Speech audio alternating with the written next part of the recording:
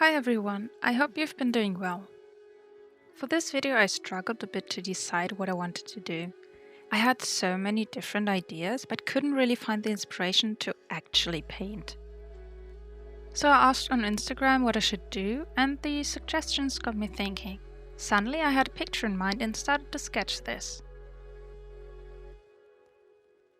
I scaled the sketch up and then transferred it onto watercolor paper and taped the edges with washi tape, so I was ready to go. I had imagined very light pastel colors like baby blue and baby pink for this painting. I wanted a very washed out, light pastel colored look.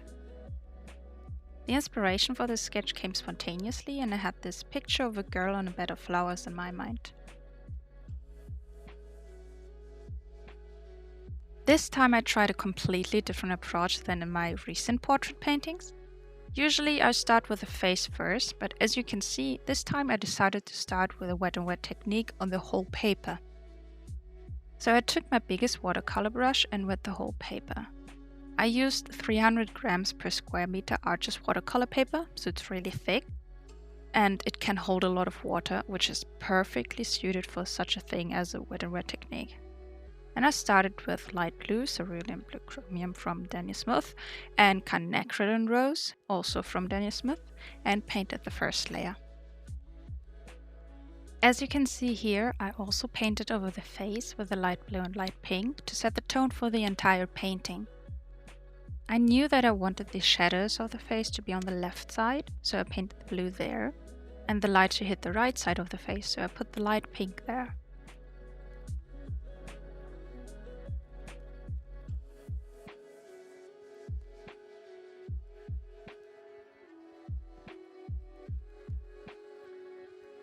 Doing this wet and wet technique on the entire first layer of the painting was so much fun. It really loosened up my brush strokes and I felt so free because I didn't have to be careful not to paint over some edges. I think I will include this more often in my paintings as it really helped my creativity.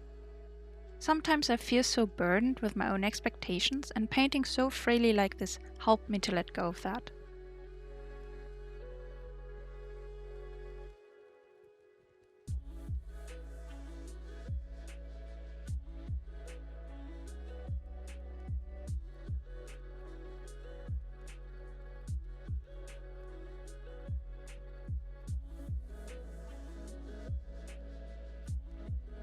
After I let the first layer dry completely, I started to add the details on the flowers. I wanted the flowers on the front to be light blue and the ones on the back to be a bit darker to create structure. Painting realistic flowers is still a weak spot of mine, but somehow I still enjoy painting flowers even though I'm not good at it. What made this part even more difficult is that I had to use a technique which is called negative painting.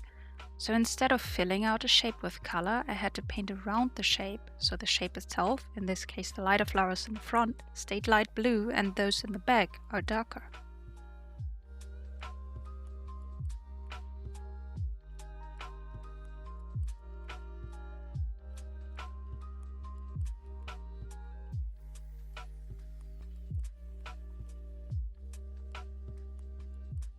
And then I moved on to the face, which as you know is always my favorite part to paint. At first I was scared that this portrait might look weird as I didn't lay down a base skin color layer first, as with my usual approach. But I figured if I stayed in the color scheme, it would turn out okay. I usually put down the color on the paper where I want it to be and then take a clean brush and smooth out the edges. A good example for that is the right cheek here, where I put a big blob of color first and then took a big fluffy brush and smoothed out the edges. So as mentioned before, I used more of the blue and lavender colors on the left side of the face, where the shadow is, and more of the brighter pink colors on the right side where the light hits.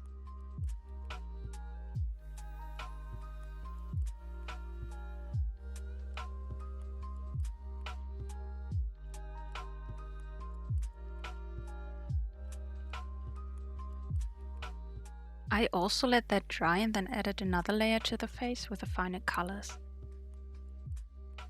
I wanted to add a light bright orange as well, so my pastel palette of light blue, light pink and lavender was more balanced. I like the pop of color in the center as it draws the focus to the face. I also added more blush to the cheeks and nose and also added the lip shade, which I had forgotten previously.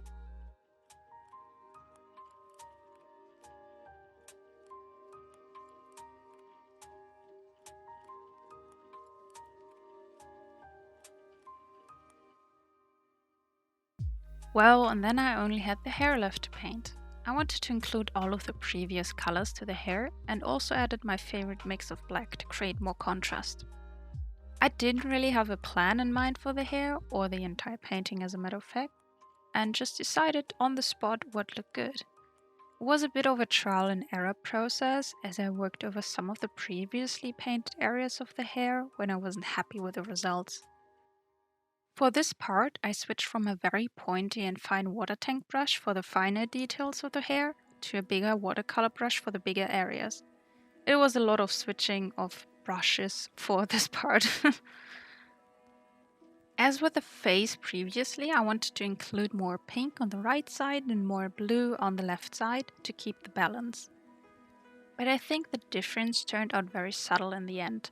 Also, watercolors always look different or a bit more muted when dried completely.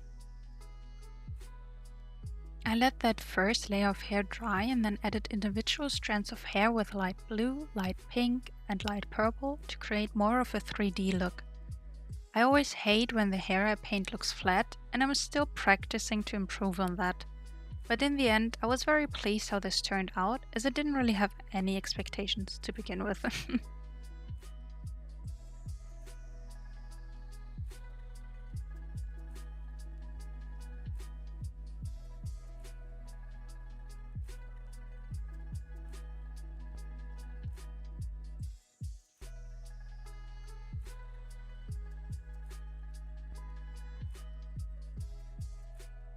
Then I went back to the face to add the finer details to the eyes.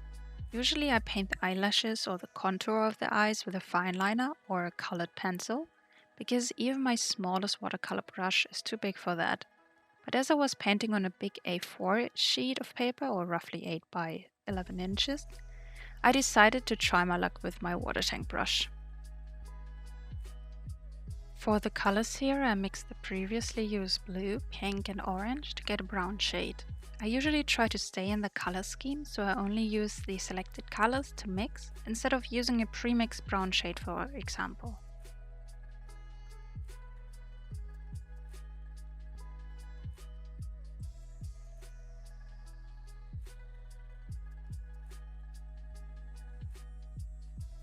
Lastly, I added some details with colored pencils after all, because I wanted some lines to be more defined.